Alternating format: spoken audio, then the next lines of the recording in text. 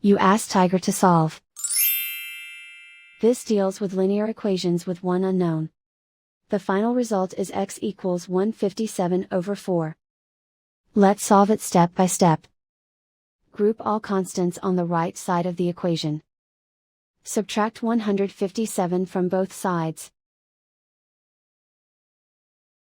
Group like terms. Simplify the arithmetic.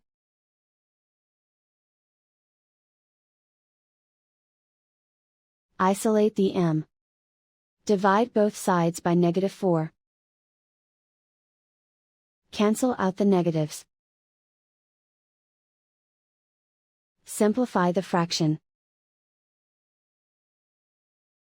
Cancel out the negatives.